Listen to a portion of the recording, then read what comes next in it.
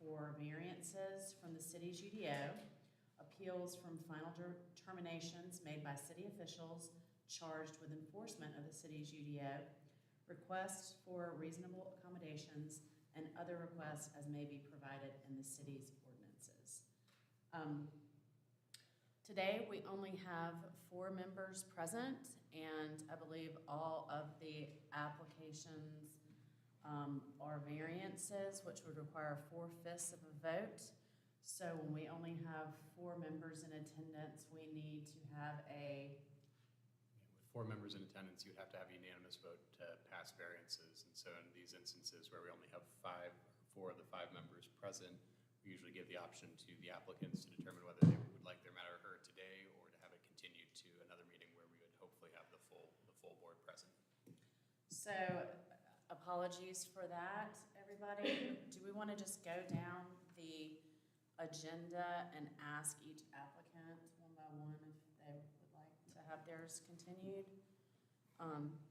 Do you have the agenda?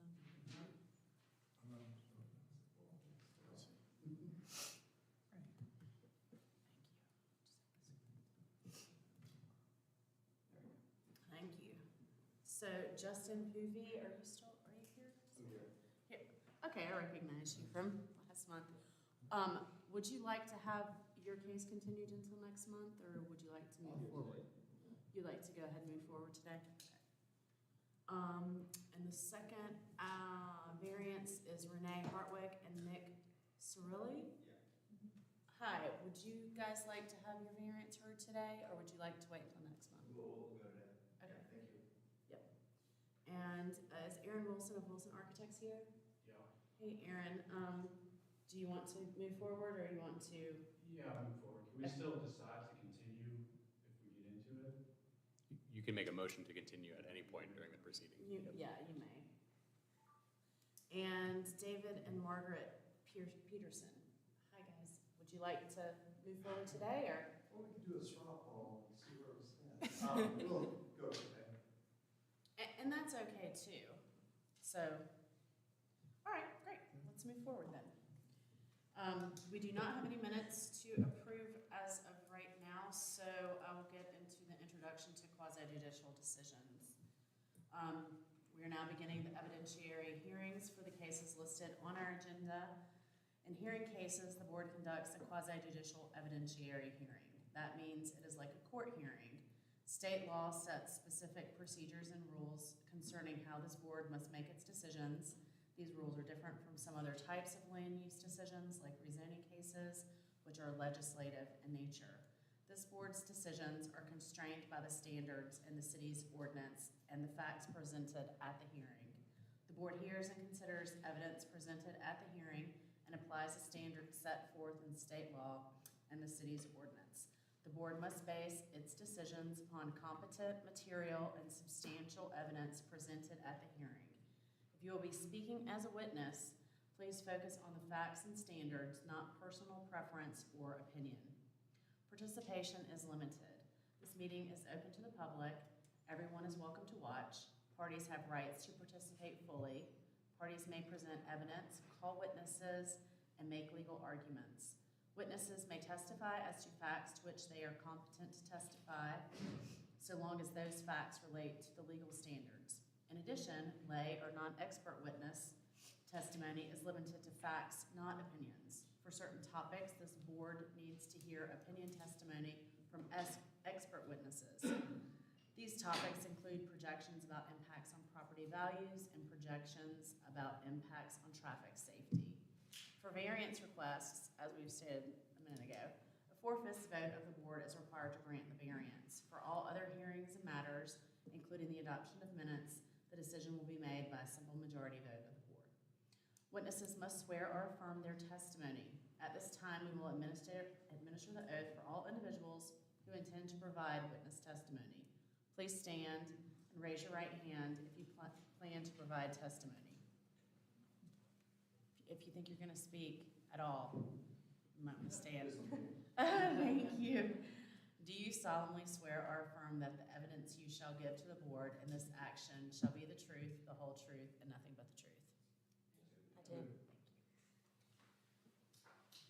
first variance request, the petitioner Justin Poobie is requesting variances to the setback standards in section 786F5, RM8 residential, multifamily, medium-density district setbacks, aquatic buffer standard, 712.2E2A1, and 712.2F3A, and 711.2B, use of public rights-of-way for access and maneuvering of the Unified Development Ordinance. The applicant is seeking relief from the required front setback from 15 feet to 10 feet, and relief from the 30-foot aquatic buffer standards for temporary and permanent impacts to the aquatic buffer to construct a single-family home and required site improvements. The property is known as 99999 Waynesville Avenue with a PIN number of 9638-777198. Tyler Kelly, residential review specialist, will be presenting the case. Good afternoon, board and members of the public, as well as applicants. We heard this case last month, and since we have a few different board members, I'll just review the case a little bit. One thing to note is that the parking and loading standards variance has been removed based on applicants' revisions to the site plan. But we are still moving ahead with setback variance for a front setback reduction, as well as reduction of the aquatic buffer for both permanent and temporary disturbance within the aquatic buffer. Those haven't changed. It's still that 20 and then a little bit for the temporary disturbance. Similar paragraph to last month. I've tweaked it just to remove specific callouts to the parking variance. The parking arrangement is still really tight, so I left that in there. But the idea is that the combination of these variances will allow the applicant to move forward with the construction of a single-family home on the subject parcel with reduced impact to the aquatic buffer. An update to the house design as part of this summary is that the rear of the structure will be cantilevered to minimize permanent impact to the aquatic buffer. But of course, the roof is still over that. So it doesn't technically reduce, but it's undisturbed permanently. So the first variance would be the same, encroachment of roughly 708 square feet within the 30-foot aquatic buffer, 37% reduction. And then again, a reduction of the 30-foot to a 20-foot for construction of one single-family dwelling and associated parking area. And those percentages are also the same. And the percentage for the front setback reduction is also the same from 15 to 10. I'll just go back here just for new board members. You can see New Belgium, a large parcel to the north. This creek runs through the New Belgium property and was subject to many improvements, both sponsored by the city and New Belgium. And then it ultimately flows into French Broad. And the subject parcel there is highlighted in blue in the center of the photo.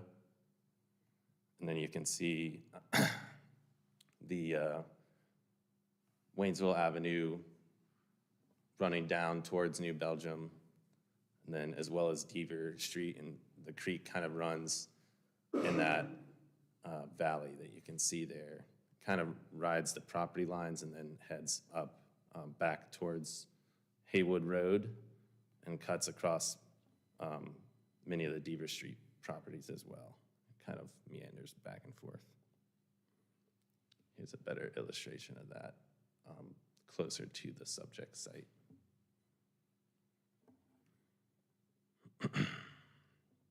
And so, as previously stated, we've heard a lot of these variance cases for Waynesville Avenue and Deaver Street over the years.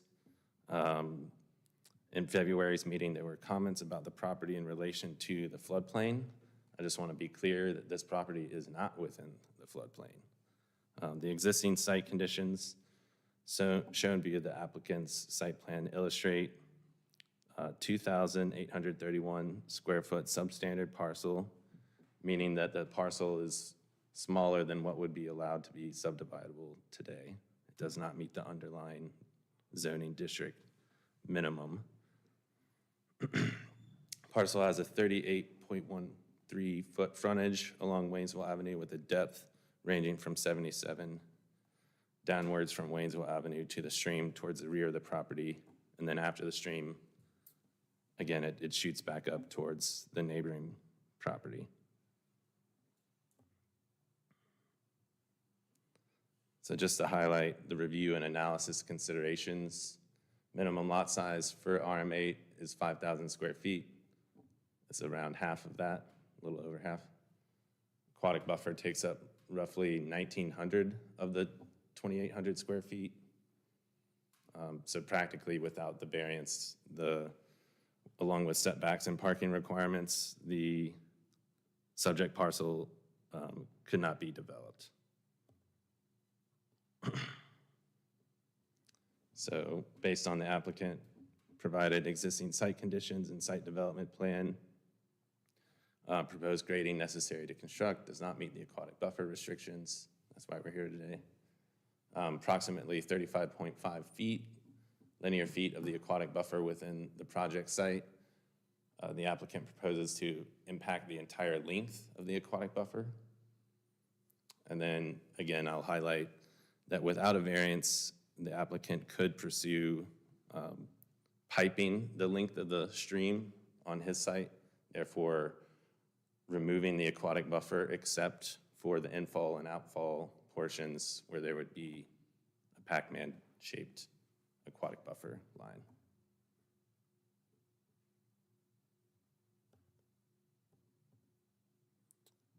Just for reference, this is a standard driveway. Last time we weren't pursuing this at all. Now we are. So I'll show his site plan, updated site plan here in a moment. Here we can get a closer look at the various elevations and dimensions of the building and the driveway. So this here is the driveway, and then the next slide will be a little bit more context. Let me start with that, actually. So here's the updated site plan. The previous ones that showed the disturbance still apply, but this is a little bit more detailed. You can see here his footings for the cantilevered portion of the home, but the exterior wall on the basement floor is here. And then you can see how the driveway now interacts with the face of the home and the various retaining walls along the side.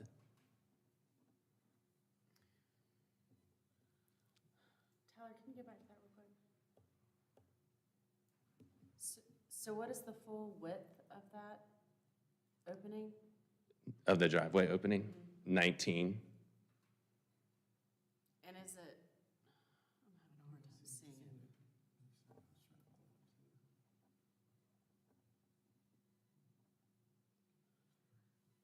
Do you have a pointer to point to what that is? Here's Waynesville Avenue. Driveway cuts in here, 20 feet, turns back here in an L shape, cuts back here. So just to be clear for the applicant as well as the board, 19 feet wouldn't be approvable, but I wanted to ask the applicant, and maybe he can discuss that after my presentation, is that you can have an 18-foot cut within the radii, which makes it around 22, 24, depending. So, but once he enters the front setback, the driveway cannot exceed 18 feet in width.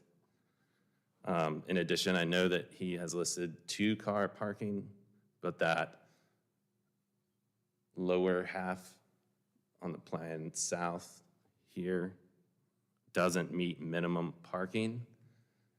But I guess there could be a scenario where the car,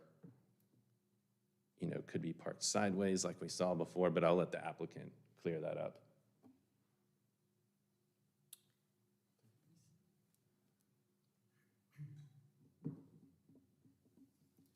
It just looks from the dimensioning that it's saying it's 19 feet and then another 10 feet.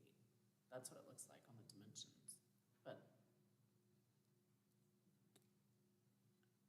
I'm not sure. Oh, okay. One side's 10, one side's 9. Got a typo there then. Okay.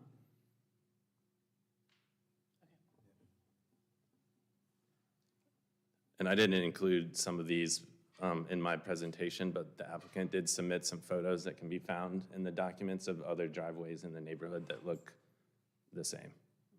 Yeah.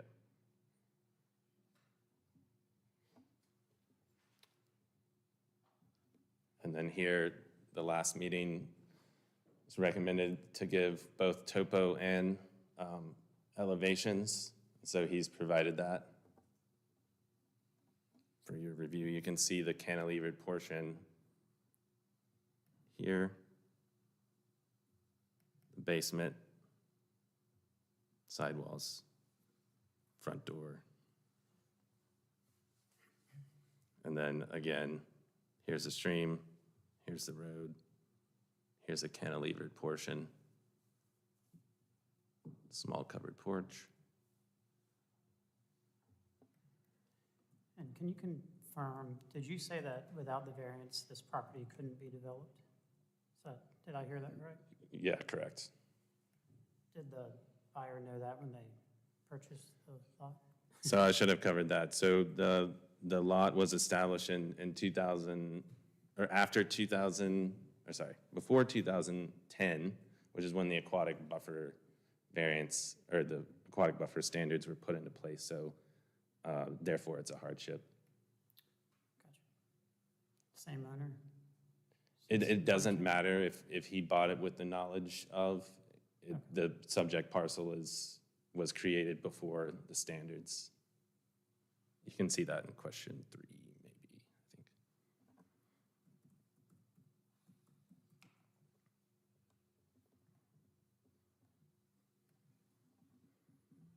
Does anybody have any questions for Mr. Kelly? Okay, if not, does the applicant want to come up and say anything?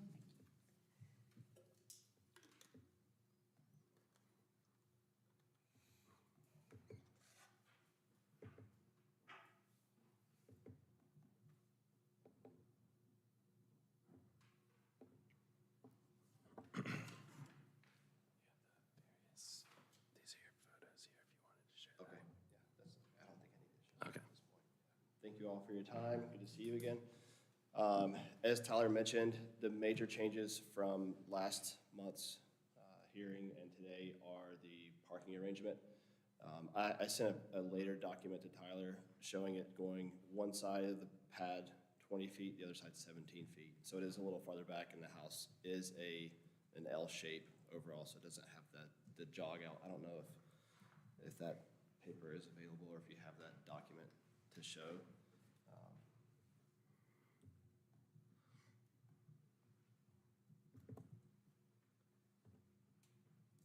Yeah, that one. Yeah.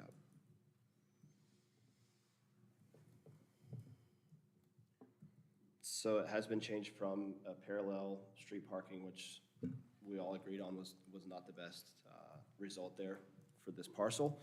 And you can see it's a 17 feet on one side, 20 feet on the other side, and I think, to Tosh's point, that would need to be 18 feet wide, resulting in an L-shaped house with 8 feet of cantilever. And on the left elevation, 5.5 feet in the basement, and then 12 feet on the right elevation. So the changes would be the cantilevered portion on spot footings and posts in the rear, eliminating the solid wall after the concerns of flooding from an upstream neighbor, and the parking in the front of the home, or the two main changes to note from our last discussions. I did include right and left elevation topo. Bill asked to see that, so I wanted to make sure that that was included with the presentation this time around, as well as visuals for the site walls on both sides for the fill for the driveway, and just the house. I mean, these are just rough sketches for the house design in general, but an L-shaped home with a second floor and a basement, primarily for storage. Any questions for me?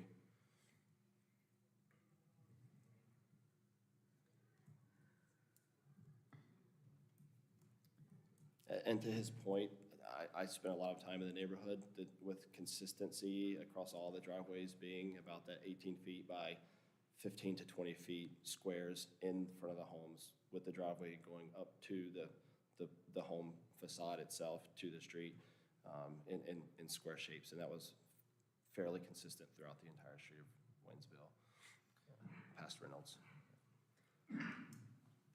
So back to the 19-foot wide, that's not actually allowed, or is this variance approving the 19 feet wide?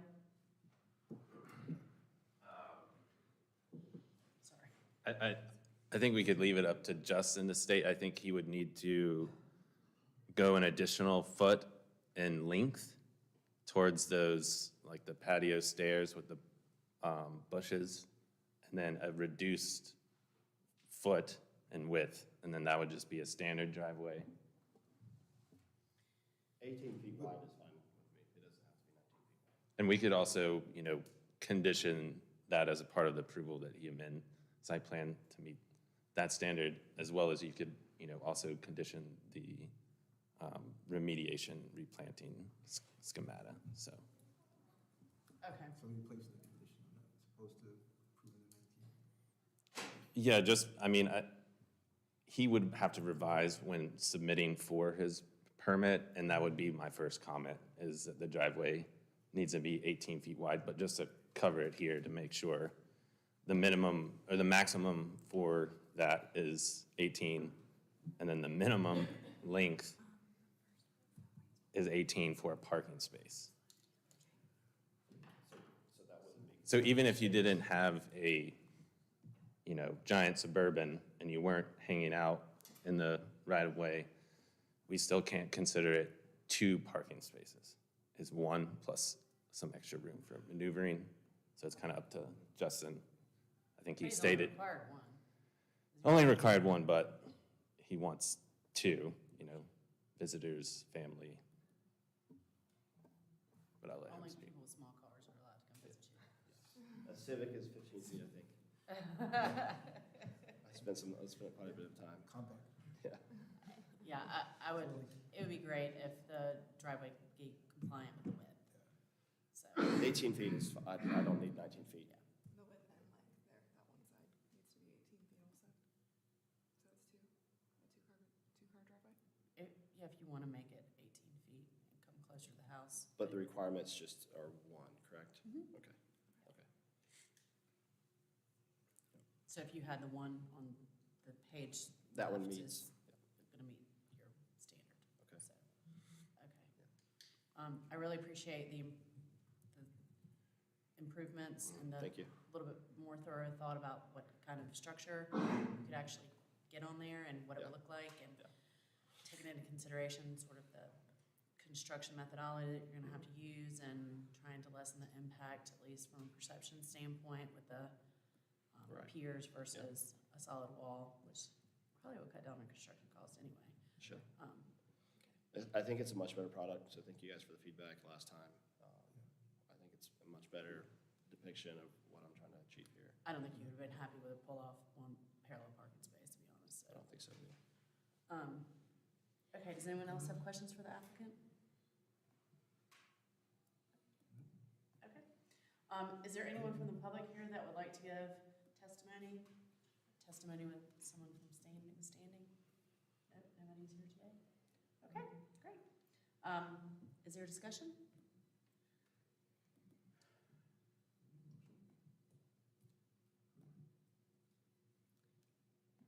Is there a motion? Is there a motion? I motion to approve. condition of the drive being 18 feet wide, compliant with city standards. Correct. Is there a second? I'll second. Thank you. Board members, when I say your name, please say yay or nay. Elliot Smith, Jillian Ballard, Yay. Tina White, Yay. thank you. John Michael Cletus, Yay. okay. And Suzanne Godsey is a yay. So variance passes. Thank you very much. Thank you.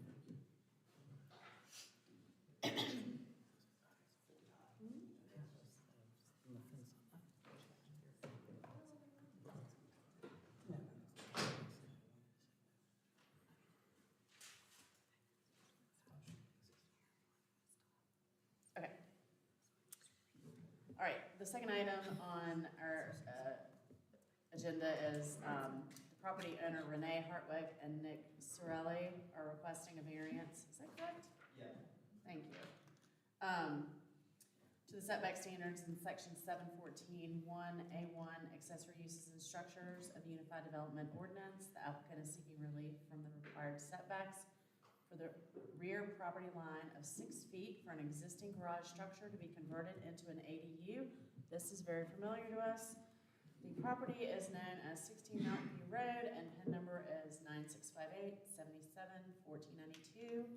Tyler Kelly will be presenting this case.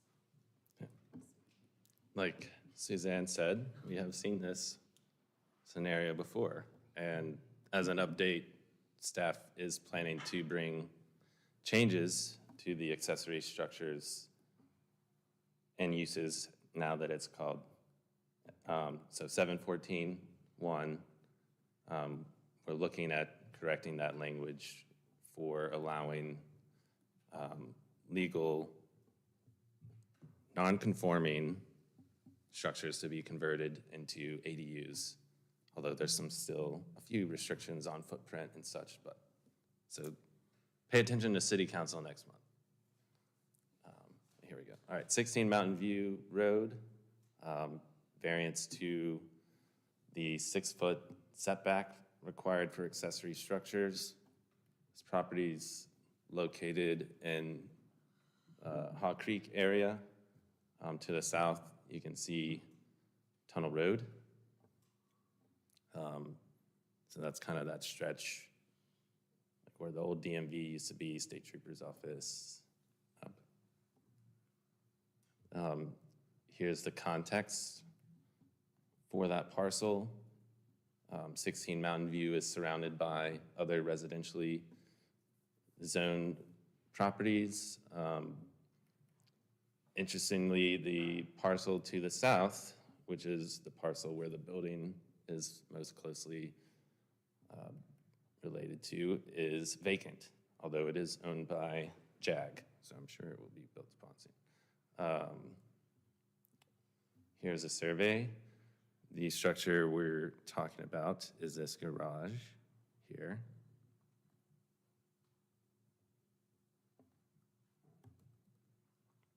Here are a couple of site photos, including the dog.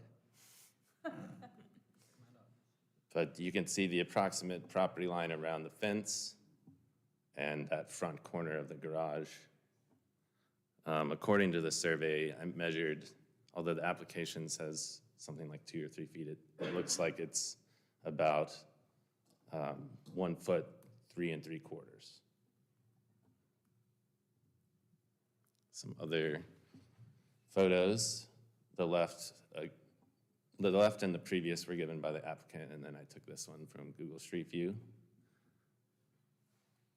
So you can see the garage at the end of the long driveway there.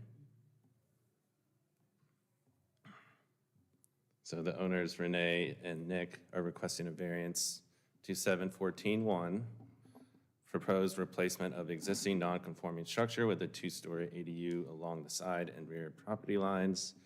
Structure is located 1 foot 3 3/4 from property line. It's roughly an 80% variance. Subject property is 0.39 acre residential lot, zoned RS4. in the New Hog Creek neighborhood, bounded by all sides by residential lots. Again, the lot to the south is currently vacant. The existing non-conforming garage storage building is about 216 square feet, was built in 1960. The applicant seeks to construct an ADU within the similar footprint, the existing non-conforming garage, but 2 stories tall, so a little increase in height.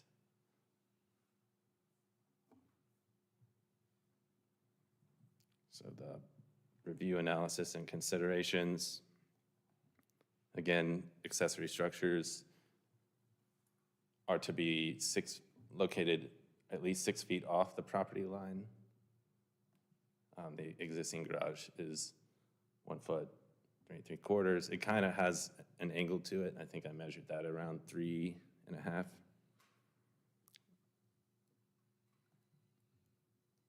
And the ADU would use the existing footprint and foundation materials. It would also adhere to all other development standards within the UDO.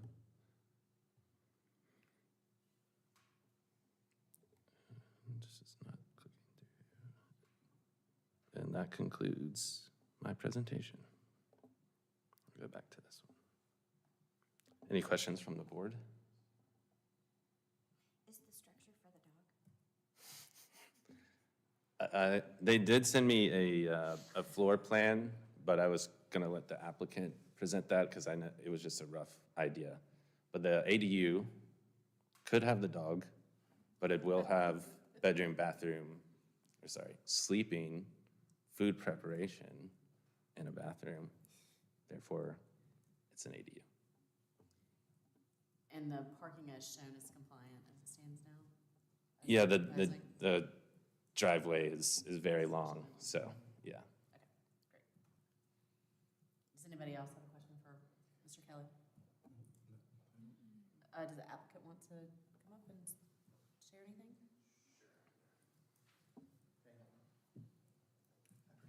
Yeah. Thank you. You can just switch through the slides, yeah. Well, just briefly, I know he mentioned the property south of us, owned by JAG. It's kind of a little confusing what that property is. We've kind of done some research on it, but it is an unbuildable lot. There is like these holding tanks from, I think they're like sewage holding tanks that are basically throughout the property that apparently are for the house on the Arco, which is the street up. We've talked to the neighbors. So I don't see how it would be buildable unless they took those out. We've also been maintaining that property for 3 years. And so, yeah, that's pretty much all I have to say about that, I guess. Anything to add? Sorry. No, I was just going to ask that if you would please state your name so that Sorry. she gets it. Nick Sorelli. Your name. Thank you. Yeah, and the layout's very simple. I don't know if he I've just very rudimentary drawings, but there's a bathroom, bedroom downstairs, and the upstairs is just a open floor plan, kitchen, a living room, and a small deck out the back with a staircase down. And Aside from the deck, no plans to change the yeah, just essentially take off all the wooden material above the foundation and build up the necessary height to get to full floors, and that's it. There's currently power lines that go kind of over the corner from the middle of our backyard to the corner of our house that we got with Duke, and said that they can bury them from the back pole through our yard, and we have a quote for that. And when, That's another thing, the property south of us is currently an easement for Duke. yeah, and they said that would be no more, not necessary anymore for that. Yeah, and that was the one thing, the concern when we had someone from Town Hall come out and look at it, was the power lines kind of encroaching the roof. And so we did that and got that approved. But yeah, that's about it. And the adjacent property that you're referring to, I believe you're stating it's a construction or a builder that owns that property? It's Is a guy, that- Jody Kukis, who owns Jag Construction. Okay. Yeah, Okay, all right, yes, so if he develops it in the future, he'll deal with his, And it's Issues. personally owned by him, it's not owned by Jack. yeah. okay. Does anyone have any questions for the applicants? Could you talk a little bit about what the difference would be if you were just to move the floor plan or move the whole structure back into your backyard? You have a fairly large lot, so you could potentially just put a structure within the setbacks or outside. Like move the whole, so we'd have to go in, well, Part of that is since the structure exists, is kind of why we have opted to go this route first, since the garage structure exists and is very much falling apart. Has well, weeds. the wood, yeah, wood, it's yes. just, yeah. The walls are cinder block and the weeds are growing through them, and so it would need to be restructured anyway, so we figured we would renovate an existing structure rather than starting a whole new one and needing to pour and. So there are portions of the structure that are salvageable.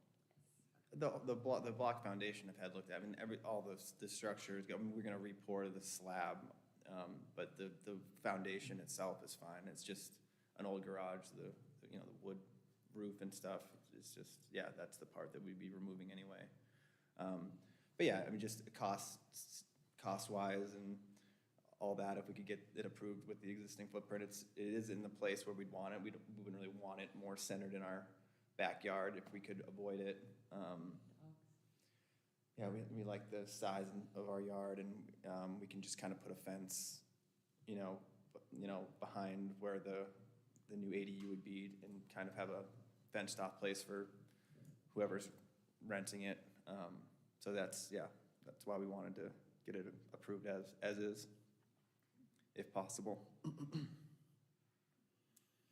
Any other questions? No? Okay, thank you, guys. Thanks. Is anyone from the public here that would like to give testimony from residents withstanding?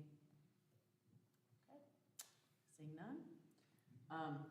Discussion, is there a motion? Discussion, motion approved. You're making a motion. Making a motion to approve. Do I have a second? I'll second. Great. Board members, when I say your name, please say aye or nay. Elliot Smith, Aye. Jillian Ballard, Aye. Tina White. Aye. John Michael Cletus. Aye. Suzanne Godsey is an aye. Motion carries. Thank you very much. Good luck. The third item we have, petitioner Aaron Wilson of Wilson Architects. On behalf of the owner Carol Jones, is requesting a variance to the setback standards in 714-1A1 accessory uses and structures of the Unified Development Ordinance. The applicant is seeking relief from maximum size requirements for an attached ADU. The property is known as 162 Portland Place, and the PIN number is 9639-91-5871. Nancy Watford, zoning supervisor, will be presenting the case. Good afternoon, Board and Chair. Nancy Watford with Planning and Urban Design, the zoning supervisor. Let's see, this is a case at 126 Cortlandt Place. Is it 162 or 126? 126, sorry. Okay. 162, sorry. This one said 162, so yeah. 162. Sorry. Everything else is right except the title page. Right, so as Suzanne said, they're seeking a variance from, again, the ADU standards, section 714-1-13B, which is the standards for the maximum size of an attached accessory dwelling unit. And so currently, under our attached accessory dwelling unit standards, it is either you're allowed 70% of the gross floor area of the primary dwelling or 1,000 square feet for an attached ADU. This one, they are looking to basically create an ADU of 870 square feet on the lower level of the existing structure, with the primary unit on the upper floor. And so the variance is for an additional 135 square feet over the 70% maximum. And part of that is because how we define gross floor area. So the site map, as you can see, is in residential area. I can't remember exactly. And then zoning map, it's an RS8 district with RM around the corner, or RM8 around the corner. This is the existing home, just some site shots. And then this is the survey that shows, you know, the right-of-way, and then there is an additional extension of an unopened right-of-way to the east. And then there are some existing encroachments into the side setback, or the corner side setback, which is along that unopened right-of-way, which you can see there. So there's a small porch, concrete porch, and part of the existing building. And so with these renovations, it would not make the structure any more non-conforming, it would not increase the level of non-conformity, which is why it could be permitted as the renovation. Here's their demo plans. So both areas do have built-out areas on both floors now. And then they're doing an ADU in the basement.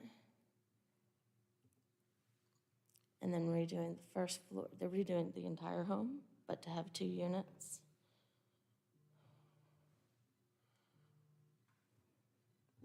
Okay, and I guess I didn't put it in here.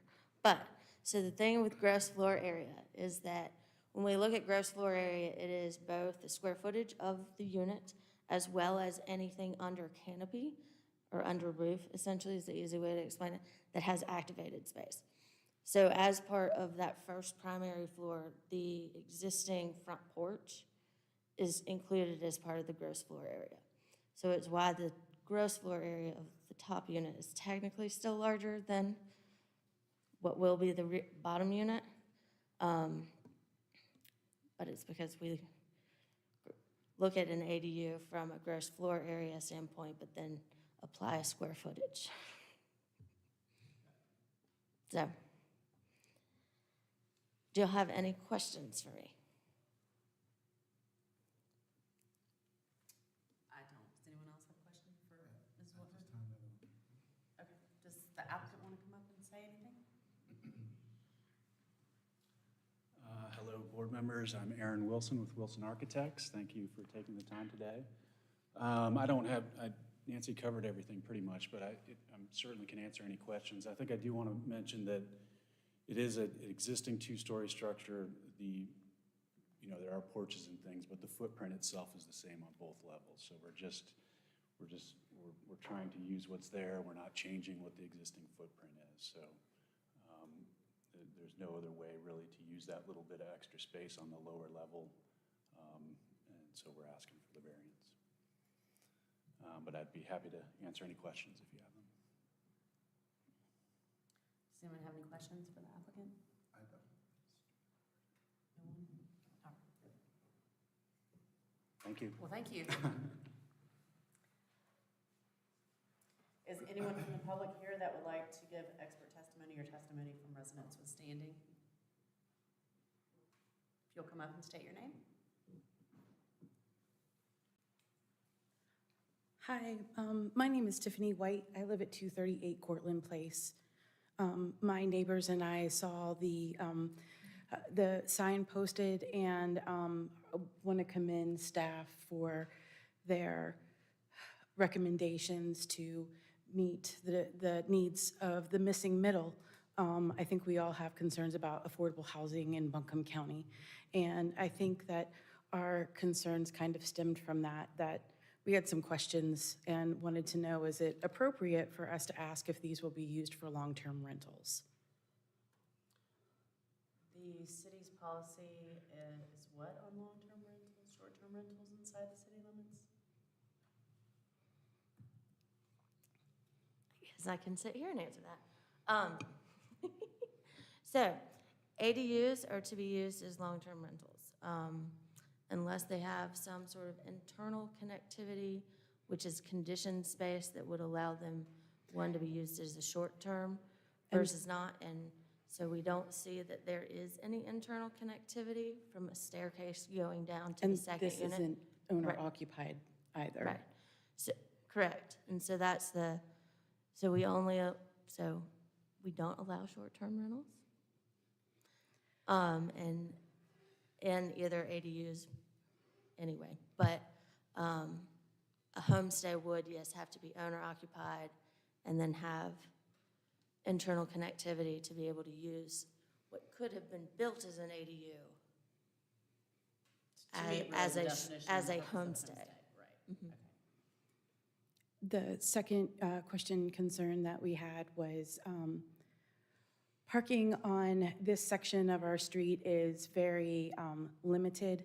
And as you approach Cortlandt Avenue from Cortlandt Place, because of the congested parking, that is a very dangerous intersection. Has the owner looked at it all or considered additional parking from Cortlandt Avenue, like the original plat from 1925 kind of shows, and you mentioned the encroachment area. So has the owner considered additional parking or opening up an unopened right-of-way for use to get to additional parking in the back? Just to protect the safety of the entrance of Cortlandt Place and provide parking. How are they on compliance with parking for this application? So the site plan shows 2 parking spaces, which is what would be required, right? I'm so sorry, I didn't see that. No, it's okay, they're very light lines. The parking isn't you actually toggle shown as compliant because we don't allow 2 curb cuts, but they can meet it Yeah, by just marrying them. Right there and right there, so. This is a parking spot, so the and this gate. is a parking The spot. gating that's around it now will be removed, and those 2 But- parking spaces will be, Yeah, they'll need to bring them together and have an 18 by 18 minimum. thank you. Thanks. yes. Sure. There's a parking exemption for that area, I believe. That's just it. There is a telephone pole in between those 2 curb cuts, so I guess we would need to request a variance for that. I don't think we can't get an 18-foot wide, but the goal is to get 2 parking spaces there that are off the street. Yeah, so the goal is there, and we can work it out because of that type of situation, there is some options under a modification process with the transportation engineer to look at the driveway configuration to make sure that they can get 2 spaces, but how to work in between the utilities that are there. And that's a internal process with our transportation engineer. So that part's not under our review today. Totally, but for- I just didn't see it on the plans and what I was able to see online. Okay, I didn't see this plan online, and it might have been because of the date that I looked Right. at it, and, but I appreciate your time.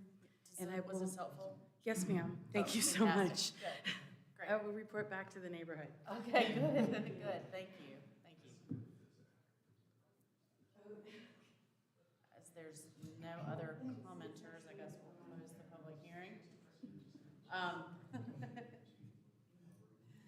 Is there any discussion?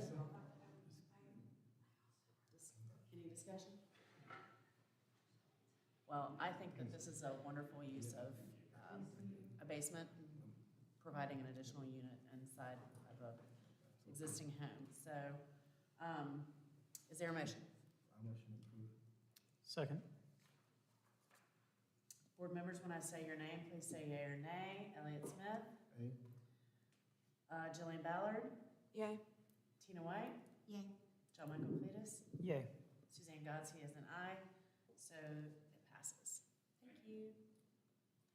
All right, and the fourth item today, property owners David and Margaret Peterson are requesting a variance to the section 783F5 setback standards of the Unified Development Ordinance.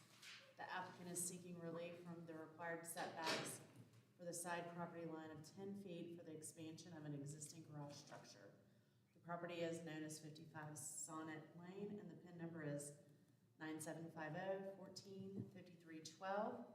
Tyler Kelly, at 15, residential review specialist, will be presenting. Okay. Once again, Tyler Kelly, residential review specialist, planning and urban design. I think I missed that the first time. So the owner, David Peterson, is requesting variance to the setback standards, section 7-8-3 F5,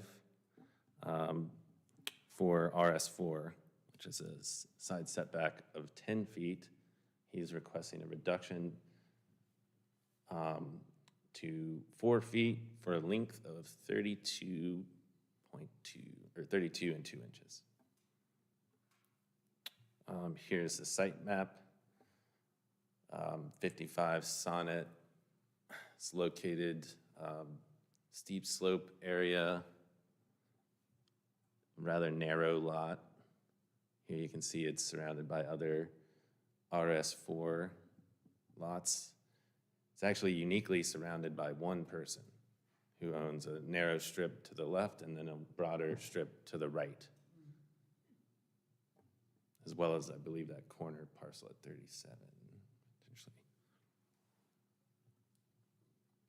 Here's a photo of the front of the home. So the structure in question is that carport to the left, which is currently attached to the primary home, but will be formally attached via roof line, therefore bringing it into more compliance than it is now. You can see on the right side where the deck is, there's a pretty steep drop off.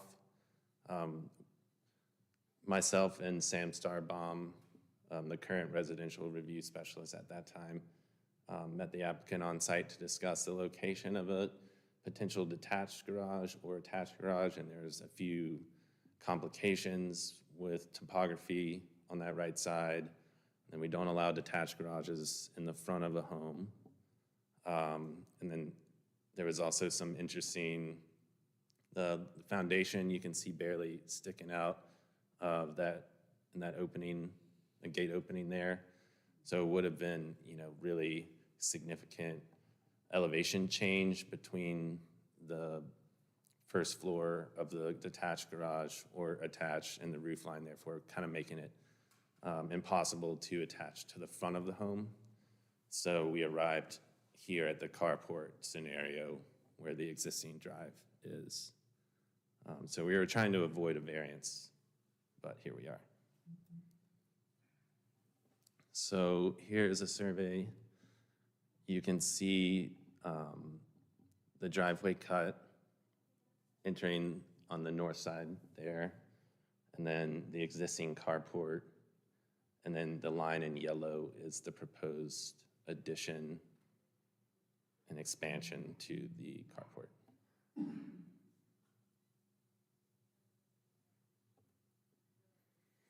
Just a wider shot, giving better orientation. So you can see the Keller family has both the left and right. The applicant did potentially, or they reached out to them to try to figure out some sort of land configuration, but they said no. Here's a front elevation of what that would look like. You can see on the left is the block wall that kind of rides the property line, and then how it would connect to the existing home, new garage door, And then in combination with the aerial, here's the existing carport. And it's average 6.5-foot setback, but the closest that we measured on the survey was 4, so the variance will be 4, and that will cover the whole length, because just the way the garage or the carport is oriented in relation to the property line, it kind of makes a wedge shape. So the narrowest point is 4 feet, so we're granting the variance for that, and then that would cover the rest of the length of the extension. And that's it for my presentation. So I just want to make sure I'm understanding the request. There's an existing carport. They are proposing for that carport to stay as is and building a garage in front of it. It will be, the carport and extension will altogether be one uniformed enclosed structure that would therefore become a 2-car garage with like a workshop area, I believe. I gotcha. Okay. So they're just extending on. They're extending the front, formally attaching the carport with a roof system, and then and fully enclosing the space.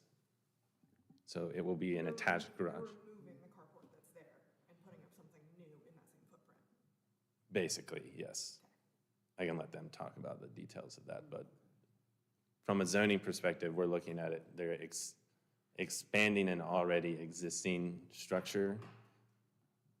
So that's kind of their hardship there, is built upon that facet. But then, since it's all connected to the primary home, they don't qualify for the accessory structure reduction, so then they need to reduce the side setback for RS4, which is 10 feet to 4 feet at the narrowest point. And if it was an accessory structure, it would have been, A reduction from 6 to 4, if it were detached. yes, detached. Yeah. I gotcha. 6, 4, 10, and 4. Yeah, okay. All right. Are there any questions for Mr. Kelly? Okay. Do the applicants want to come up and say anything? Well, I guess I'll add a little bit. Okay. Although Tyler certainly covered it. Hello, thank you, board members. I'm David Peterson. With my wife Margaret, we own 55 Sonnet Lane. And so we've had this house, this is our residence for about 4 years, and after living there for a while, the fact that we don't have a garage has become more of an issue for us, I guess for several reasons. I don't know, as we get older, it'd be nice to eliminate the stairs going into the house. Also in the weather, of course, you know, rain and snow, it's just more difficult not having the car in a garage. There's no storage in the house, so the idea was to try to create a 2-car garage with some storage. And I've talked to my neighbor who has it surrounded, Michael Keller, good guy, but he's said no to all of my really good ideas. I even proposed a swap where we'd take off 1,500 square feet from the back of our lot and give it to him in exchange for the same amount on his lot where we need it, and I would pay something. And I thought that'd be a good solution, but I understand his thinking. He didn't want to mess around with the property line, I guess. Anyway, we couldn't do that, and there's no way to get to the back because, as you can see, there's the house kind of sticks out behind the carport, so we couldn't get in the back to build a garage. We couldn't do it on the west side, as Tyler was explaining. It drops off really steep. And to the front, for the reasons Tyler mentioned, there also are overhead power lines, so we couldn't build under there. And it just didn't work, so we were stuck with the east side. And so the idea of essentially enclosing the green, the carport as it is, but extending it forward, so we would end up with the room for 2 small cars in tandem to park inside. Probably use it for storage as much as 2 cars, but at least to have that option to put 2 cars in there would be a great relief for us. So I think that's everything I would say. Happy to answer any questions if I missed anything. Does anyone have any questions for the applicant? What kind of building materials are you using? I mean, so it's not going to be a metal carport anymore? Is it going to be, siding like the house or? Yeah, it would look like the house. It would look as though it was meant to be there, I guess. That was funny. I'll mention this since Aaron was here. Aaron Wilson was actually over at our house once trying to figure out a solution. So it's kind of funny to see him here today. He couldn't come up with anything either, so. Are you able to create a door leading into the garage or the new carport into the house? Or are you still gonna have to walk out and around? There's a door now from the carport as it is now. Okay. You walk up several steps into the house, the kitchen. So what it would do is we would keep that door, but we'd raise up the level to eliminate the stairs as we build it. And there's a lot of length in the driveway, so we could pretty easily do that, it seems. Raise up the entire driveway. Mhm. Anyone else have any questions? Okay, thank you very much. Thank you very much. I'll open it up to public comment. Don't see anyone else here, so I'll close the public comments. Do we have discussion?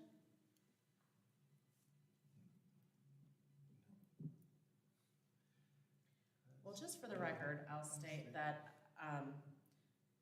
the carport is already encroaching, and you did seem to spend quite a bit of time attempting to make a compliant solution by purchasing additional property from your neighbors. So I feel like you did exhaust that quite a bit. So I really do appreciate the effort and the intent to go around and around to make this compliant. So appreciate that very much. So with that being the discussion, is there a motion? Motion to approve? May I get a second? Second. Great. Board members, when I say your name, will you please say yea or nay? Elliot Smith? Jillian Ballard? Yay. Tina White? Yay. John Michael Cletus? Yay. And Suzanne Godsey is a yay. It's passed. Thank you very much. Thank you. You're welcome. Have a nice day. You're welcome. I think we have any announcements, except to state that I think moving forward, if everyone could reply all to whether or not they're going to be able to be in attendance to the board meeting, that would be helpful so that we can all get everyone on the same page. If there's no motion, if there's no objection to the motion, can we? Motion to adjourn? Thank you. If there are no objections, we will adjourn. Any objections? Okay, great. Thank you.